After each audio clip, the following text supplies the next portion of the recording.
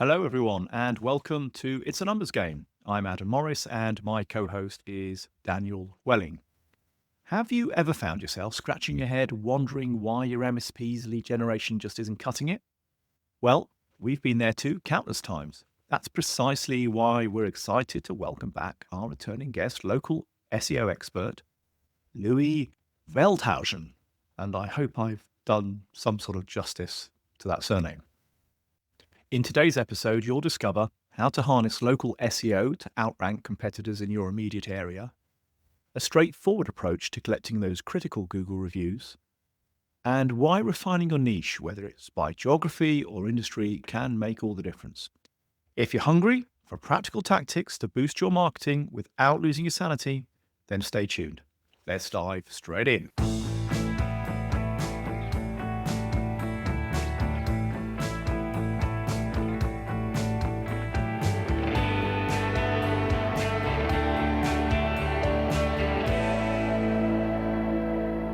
Louis, great to have you back on the podcast.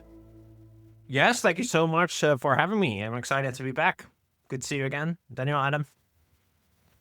So yes, we were just talking actually about the last episode you were on was episode 13, and we're in the late 80s, heading into the 90s as we record this. First time you very kindly shared an overview of pay-per-click advertising and SEO. SEO we particularly want to talk about today, as there's been some developments in that over the last couple of years.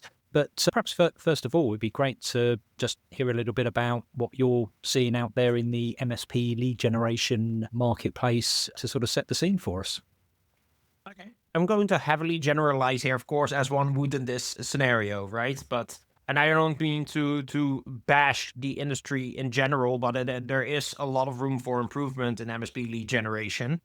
And it's kind of weird to me because MSPs are some of the most talented, intelligent people on the planet, but then they think they're too busy for marketing, right?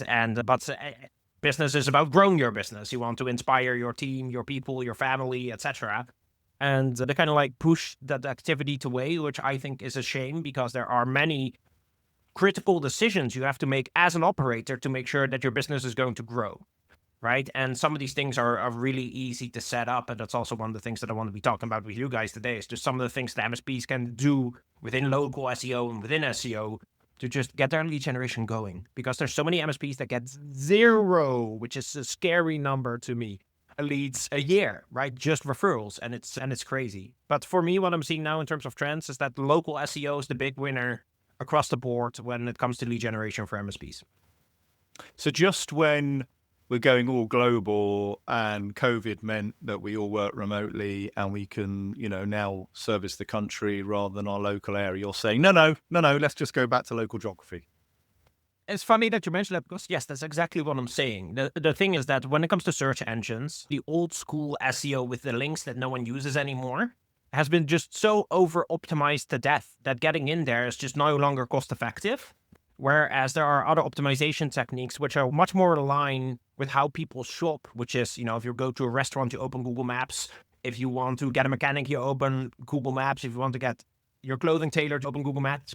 Guess what? If you want an MSP, what do? You also open Google Maps, right? And these are some of these things, if you explain them to people, it's like, oh yeah, that makes sense. Like I shop this way and everyone shops this way. But people wouldn't really think of it themselves. And yes, this is the first thing that you should be optimizing for because it's quick, it's easy, and it'll get you leads. You should do? Yes, Okay. I think so, yeah. Because if you think about it, the restaurants in your local market, they're full, they're busy, and it's all Google Maps, right? These people do not know how to do advanced SEO, right? They're restaurants. The same for everyone else in your town. They don't have €5,000 a month marketing agencies. It's just like, hey, they just got a profile going and it works. But the MSPs just skip this step entirely, and it's one of the easiest things to do. One of the more difficult things is gathering the reviews. But if you've got a good business, then it's the number one thing you have to do. And my immediate question, obviously, we've spoken at length about niching, and of course, geographic niche is valid. But I guess I'm answering my own question, but this isn't contrary to then having additional niches over and above locality, correct? So if you're going to niche down as an MSP, I mean, there's many different ways to do it, of course. But yes, you have your geographical location in which you can create your own niche, right? And then there's also industries that you could niche yourself down in. And you could also niche yourself down in, for example, company size, right? Because larger companies have completely different issues from smaller companies. That's clear. And most of the time, you're going to have a combination between the two, because if you're going to niche on industry size, then you automatically are also kind of making it local. So whereas if you do one specific industry, then most of the time you would do anything that size, because you just become an expert in that one specific industry. So what you want to do is you want to just create your perfect little, customer avatar. You're like, hey, these persons are the problems I'm going to be fixing, and then go for it. Because there's so many MSPs out there that you're not going to stand out unless you really just target one thing. And you can also do that locally. We're going to take a quick break whilst I quickly introduce MSP Finance Team, the hosts of this podcast. You started your MSP to help business owners master technology. Isn't it time you were rewarded for that? MSP Finance Team helps hard-working MSP owners finally get the profit, time, and control they deserve. With better financial and strategic insight, you can make better decisions, leading to more control, profit, and time. Our approach is unique. We focus exclusively on MSP businesses, and we meld bookkeeping, CFO as a service, accounting, and mentoring to help you get started, scale, or sell. We bring you the freedom to focus on what's important, whether it's growing your business strategically or enjoying spontaneous moments with your family. So visit mspfinanceteam.com today and take the first step towards financial mastery. Because when it comes to your MSP finances, it's not just business, it's a numbers game. And interestingly, you talked about size there. This is in the way we're describing our clients and their businesses and their problems. Would that come up in the Google, the local SEO element? Like, could I type in 5 people and I want IT support? Like, what are people searching on? It's a really good question. So people wouldn't type like, hey, I have this many endpoints and this is what I'm looking for, clearly. But people would just type the classics like managed IT services, IT support, IT service. Managed IT services, they don't do in the UK for you guys, or at least not as much. Although if they do, then they really know what they want, right? So it is worth optimizing for sure. But no, they won't mention their endpoint size. If you still create that as your perfect avatar, then those clients will leave specific kinds of reviews on your profile because you'll be solving their problems. So you might be more inclined to focus on responsiveness or price or whatever the thing is, working with legacy systems, ERPs, right? You're going to be solving particular problems. And then they will be leaving reviews about that on your profile so that when other companies are looking at your profile, they will like, hey, these are the guys solving the problems that I want addressed. And from there, they may or may not go to your website because these days, website's no longer the most important thing when you're doing local SEO, right? I'm sure many times you've been going to restaurants or mechanics without even checking out their website, correct? You just read reviews and like, hey, this is my guy. So website is becoming less and less important unless you're running Google Ads, which is also interesting. That's brand new. But basically, by just down on a specific size, you will automatically attract more of that size. And while you may say, hey, I'm kind of like focusing on this subset particularly, and that does mean that you're pushing some people away, in absolute amounts, your number of leads still increases because they feel so much more spoken to that even in absolutes, you go up, not just relative. And what is the approach then for a multi-site service, multiple offices or multiple geographic coverage, either nationally or even internationally? Yeah. So thank you. It's a really good question. So the both fortunate and unfortunate answer is that you just have to crank it out. So loads of major providers, their whole business model is just these little local SEO profiles because it's the cheapest, most cost-effective way, the easiest way to generate leads. So for example, if you take a look at the US, which I know is not your market, but you have companies like Team Logic and CMIT, and they are franchises, and they have thousands and thousands of these little local SEO profiles, and they're absolutely killing it, right? So what you would do is you would just create different or multiple local SEO profiles across different markets. And to be honest, if you're targeting a different subset in a different city, that's totally fine. you could do that. You would just take your local SEO profile and then point it to a different landing page for that market, and you're good. The reviews you can also adjust. So I can set up local geo search without any physical or virtual office. No, that's not correct, unfortunately. I wish. Okay. So the whole center of local SEO is a Google business profile. That's what it all starts with. That's the thing you find on Google Maps. But Google, I think about 6 to 9 months ago, they got really tight with virtual offices. And you really need a physical address right now, unless you're literally just cheating Google. That's kind of sad, to be honest, because I think 80% of the MSP space still has virtual offices, and they've just benefited massively from the fact that was still allowed. But everyone that's coming in now gets filtered heavily. Well, in some ways, that's positive, isn't it? Because it stops others invading your geography, which is one of your USPs, effectively, if that's what you're targeting. So it's a fairer approach, you could argue. I'm not sure if I entirely agree with that. I just think it then costs more capital for an MSP to attract lead flow. And maybe because I am a marketing agency or represent a marketing agency, I think more for the new guy that's trying to get this going. A lot of people approaching me with the struggle. And then I, of course, want to help people with the struggle, right?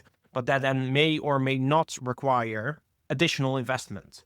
So also because it comes from your Google business profile, you're heavily dependent on your geographical position of your actual office, right? So if you're in the city center, you're going to be competing with all the other MSPs in the city center. Sometimes it's better to be outskirts, because if you want to compare it to something, if there's only one mechanic in the area, he fixes all the cars, right? And the same is true for MSPs. So you lose flexibility. But yes, it is true that in a way it does even out the playing field for future work, because now there are still people benefiting from the legacy model. That's correct. Just so I'm clear on this then, if I have an office in Marlow, marvelous Marlow, I can create a local Google business profile for well-managed IT in Marlow. But I can't do that if I happen to have an office, a virtual office, or I'm based in a co-working space. What do I have to do to validate that I'm a real business in that location? Daniel, thank you. Such a good question. So these days, and it keeps changing, but these days you need to make a video of yourself with your smartphone where you walk around your office from the outside towards the inside. And then you also need to open at least one closet. And that pretty much sums it up. So you can sometimes game it if you, for example, are in a co-working space where you just have an office in a co-working space. Yes. Right? But just a virtual box or a post box is not going to cut it anymore. Okay. So I'm based in Marlow, but I also cover High Wycombe and Henley and the outskirts of London.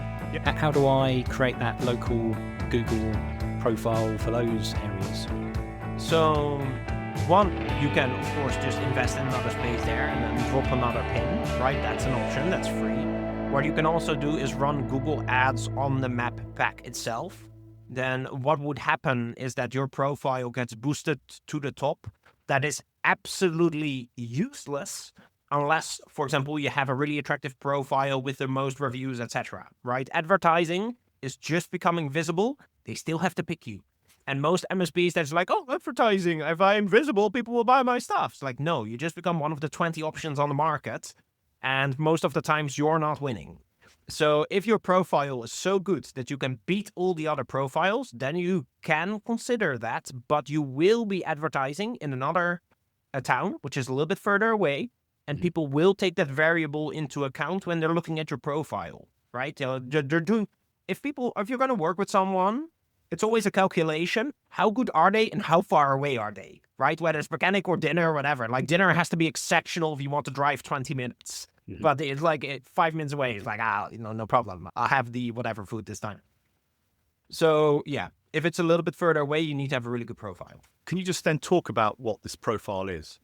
And you talk about good profile and you talk about profile beating another profile. So just expand on that, can you? Thank you. So if I expand on this, I want to actually just teach a way of looking at this because the teaching is easier to remember than the technicals themselves. So when you want to improve anything about your business, I know this sounds basic, but please humor me. Pretend that you're a prospect, right? There's so often that people just skip this step. So for example, let's say that you're going out to dinner. What do you want to do? You want to see the restaurant and you want to see the food. Why? Otherwise it's too high risk. You're never going to go regardless of how high the ratings are, right? If you're going to go to a mechanic, you want to know where you're going to be dropping your car, right? Is a good garage, what the mechanics look like, etc. Otherwise, too high risk. There's so many garages around, you're just going to pick another one. If you're going to establish a long-term B2B relationship with the company, do you think you might want to see which people are working there? Probably, right? Otherwise, too high risk. Just pick another MSP. So you need to think about, hey, what would I as a prospect want to see before I engage with a company like this, or at least send an inquiry? So that means just really likable, good photos of the team, preferably in uniform, that also shows competence, right? And trust. No aggression. Aggression is bad. Some people think they need to look very serious and like, oh no, cybersecurity. Yeah, don't do that. If you would just show off with certifications instead, and make sure that you optimize your profile to hit a lot of keywords. You can do that by influencing your services list. That's a big opportunity as well, because every, let's say, month or something, new services get developed. For example, AI agents, right? That's going to be so hot in 2025. Put it in your service list in your Google Business profile, because I promise you, no other MSP has done that. So then if people search AI agent inside Google Maps, guess who shows up? You and no one else, right? And these are these little things that you could just keep into account. Okay. The other area I was just going to circle back on was the review component of this. And just talk to us a little bit about where do these feature, what kind of, how do they fit overall within the, how successful this campaign is, and what are some of the tips about getting some of these reviews so that it's easier to get them? Okay, so first I'll talk about how important they are, right? And again, from a prospect perspective, because you need to learn how to look at that yourself. So basically, when you're going, let's say a mechanic, if you want to find a mechanic, let's say you see 2 profiles on top that have 40 reviews, and then the third profile has 10, you're not even going to open it, right? You're just skipping past it, right? And so what you want to do is you want to just open Google Maps, be in your local market, type IT support near me, and then just be like, hey, which profiles would I even open and which ones would I skip? If you would skip yourself, that's the reason you're getting 0 leads, is because everyone's skipping you. Right? So you can sometimes get away with not having the most reviews as long as you're still one of the guys that they would open. So the first filter is like reviews and distance, a number of reviews and average rating, because then they start reading them and that's the next thing, right? But the number of reviews, you don't have enough, sorry, no leads, right? It's the same for restaurants, same for hairdresser, MSPs are no different. So, and the tips to get them, I mean, the main tip that I should give, and every MSP that doesn't have this deserves a smack over the head, but your ticketing system needs to be updated with the smiley system, right? Like happy smiley, sad smiley, and the happy smiley, just point it to your Google Business profile and collect them. You'll get a few reviews each month like this. If you want to buy a cheap software to do this, because most MSPs use Smileback, is crazy expensive, don't use that. You can go to a website called appsumo.com. This is like crack for me personally, and probably also for you. AppSumo basically sells software that startups produce. So, but rather than paying a monthly subscription, you pay once for a lifetime access, which is amazing. And how so you spell can, it? Yep, AppSumo, AppSumo, SUMO.com. And I spend way too much money there. It's horrible, but I love it. What can I say? So you go there and you type something like Google reviews, and then you'll find something with a smiley face, and you dump that inside your ticketing system. That's a basic, right? Then also, just be realistic about the fact that you want to grow your business, and sometimes that means pulling in favors and swallowing your pride a bit. So you're going to go to former colleagues, you're going to go to family, and you're not going to tell them to lie, but you're just going to ask them to share about you. Like, hi, I've known Daniel or Adam for years, and they're fantastic, and they, like, whenever I have something, they come in and they fix it in such a way that I never have a problem again. And that way, just do what's necessary to get to the amount of reviews. We have a client that sent an email blast and they got like 80 reviews in a month, which was awesome, right?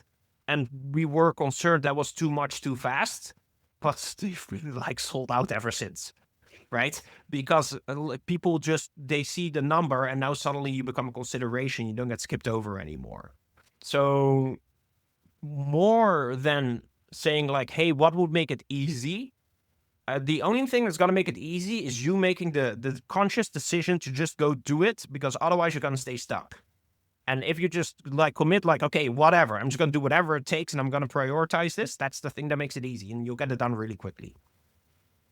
Really interesting and wise words for all areas of the business, not just lead generation. Just one thing that you mentioned there, which my limited understanding of SEO and of Google is that it's a constantly moving target. So, for example, Google Observe, well managed, suddenly has got 80 reviews in a month. Therefore, that's now suspicious. And now, if someone else does that, we're not going to rate it in the same way. Is that? Am I understanding that correctly? No, not necessarily. I was speaking more from a prospect's perspective. Imagine that you take a look at a profile and you see that they got 80 reviews in a month. You're like, right, this could be fishy. And that is the thing that I was concerned about, but no problems. Yeah. Right. Okay. So overthinking it, giving Google too much credit there and not enough credit to the prospect. Is there, for MSPs, what's kind of the minimum number of reviews they should aim for? So the correct answer is do the competitive analysis. Right? Because every market is different. In London, for example, you have Air IT that's about 240, 250 right now, which is a lot and can't be beat. One of the guys that I have worked with for years, they have way less, but their MSP is half a dozen guys, and Air IT is massive. So even though they only have 90 reviews, because they fish in an entirely different pond, and 90 is still enough to get your profile opened and considered, right? They still get good lead flow. And so the correct amount is just dependent on who's your competition. And that is really the thing it's the big variable across everything. People forget that for your prospect, it's all about just analyzing and finding their best option. And that's how you should look at marketing rather than absolutes. Most of the time, I'd say 40 is an amazing number, but check out your local market. And is there a balance between quantity and quality? Yes, just high quality for everything. But until you have the right number, no one will read it anyway. Volume just don't overthink it. Just get the reviews. And even if it's a potato level review, it's still a big plus, right? Because you need people to open your profile. And then maybe what you can do is focus on really high quality ones after that. Brilliant. So, well, I guess a lot of this information you're sharing with us and our audience today, but this and a lot more is contained within a new offer, product, service that you have. Perhaps you could tell us just a little bit about that. Yes, thank you, Daniel. So I'm wondering how to hook into this, but basically looking at the MSP market, I feel like everyone's getting screwed, right? Because if you're going to pay between 2,000 to 3,000 to 4,000 a month for a marketing package, it's a lot of money to the MSP, but most of the time you still get potato level service. It's bad, right? You become just a number. They start off strong, and then 4, 5, 6 months later, they got another client that's larger, that's more exciting, and then poof, everything drops off.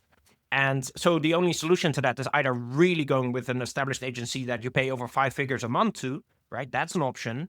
But to be honest, as a lot of you have heard here today, many of these things are easy. And many of these things, they require critical thinking from the business owner, the decision maker, and executive. That's also, by the way, why it fails with so many MSP marketing agencies or marketing agencies in general. It's because marketing is actually a dialogue between the owner and the marketer. And this is the step that everyone wants to skip in order to just streamline everything.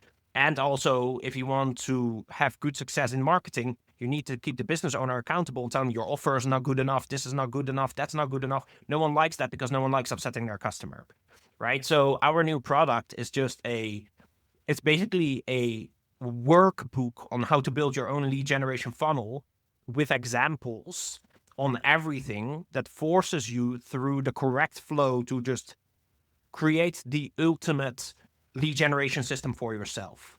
And the reason that the reviews on it are amazing, by the way, just check out our Google Business Profile and you see them, is because you get forced to compare yourself to your competitors and just build something that beats them. And guess what? When you do that, people will prefer your offer over the competitors, right? So it's just a lead generation system in a box that you install, and that's it. And just another thought, I used to understand it, at least, unless it's changed, that from a general SEO perspective, if you were in a more urban area versus a rural area, you had an advantage in the ROI on that campaign. Yep. Is that the same with this or not? Because it's now geography based. Yeah. So actually very much so, right? When you're going to be doing things like local SEO, it depends on how many businesses are in your market because, people are married to their MSPs and they will stay with an MSP for 8 or 10 years, even if they're dissatisfied. So you need to be in an area where there's enough business going around. And if you do that, then you get lots of leads, especially if you're industry agnostic. But if you live somewhere in the outback, your Google Business Profile is not going to attract anyone there. So the solution then is to rent a space in a city where you can generate leads or try another lead generation method. Good. Okay. Really valuable insight. Wow. Yeah. And in terms of the products, this enables the MSP to control their own cost base. Effectively, they have a strategy and then they're paying for work at a wholesale level rather than with an agency management and margin on top. Am I understanding that correctly? Yeah. So it's a good question. So basically what you should think is just like, hey, this is a course/implementation module that teaches you how to do it yourself or an engineer, right? So the executive makes some decisions and then anyone in your business can go through the rest of the program to maybe update your website, maybe update your local SEO, maybe start running Google Ads, right? Advertising is really hard to figure out how to do. But once you know how to do it, it's surprisingly simple to just turn the buttons in the SaaS, right? So the discovering journey, what are the keyword lists? What are the negative keywords? That costs $1 million to test. But if you just have, here's the list, then you can just use it. So in our do-it-yourself program, you just get all those lists that we've built over 5 years, and you just copy paste the stuff, and then you will save immediately 100 or 200 grand on your Google Ads campaigns. Right? So basically, it's just a way to upskill your internal team or yourself, and you'll be able to manifest your destiny and take control yourself of your marketing. And I don't think, to be honest, it should be any other way because MSPs love working with SaaS. They love critical thinking. And the junior marketer that's going to take care of you in some no-name marketing agency is going to put about 5% of the focus on it that you are. Plus, they don't have the step-by-step, so they're going to do worse de facto. So it's, Yeah, really interesting concept, and certainly I see the appeal. And so it sounds like a great innovation in the market. So to know, you mentioned Google reviews and positive experiences. Is there a limitation though on this? So are you only going to sell this to a certain number of people in Marlow or a certain number of people in London? Otherwise, everyone will have the advantage, right? Yeah, so it's a good question. And so we do that with our done for you service, right? If you come on a monthly subscription with us and you do the 5 figures a month thing, then there's the limitation. But for the do it yourself, it's basically just whoever comes in gets their own crack at it. It's like marketing, business growth is also a spiritual endeavor. I give you the tools, and in the end, it's up to the local market to figure out who's going to win. But I will say that everyone who purchases goes through a call with me first. And that does mean that if you're in one of those markets where I think it's not effective enough or there's not enough volume, I will tell you. And I will say, this is not going to work unless you do this or unless you do that. And I explicitly make you agree because we have basically a no good money back guarantee. If you install this and it doesn't work, I just give you all your money back. But I would just rather save you the time and me the money. So I will only basically let you in if you're actually a good fit for the program. Super. Okay. Yeah. Sounds even better then in that case. So yeah, we're pretty much at time. So any final thoughts, Adam, to wrap us up? I think this has been a fantastic episode. So much value in today's episode. You probably want to listen to it and then listen to it again. And it seems to me that it's worthy of 20 minutes of your time to have a conversation with Louis and then reflect on whether this is appropriate for you. But look, 80% of your leadership time should be spent on sales and marketing, right? You need to be doing this. There's a whole number of things you've got to do. There's only so much you can do. Work out what your priorities are, but certainly this needs to be factored in there somewhere, I would argue. Amazing. Thank you so much for those kind words, Adam and Daniel, you too. It's always a pleasure to be here with you guys. And thank you for letting me. We'll see if you'll have you back for a third time, maybe. Of course, in my another pleasure. year or so. Yeah. Of course. Let's do it. Lovely. Thank you very much. Thank you, guys.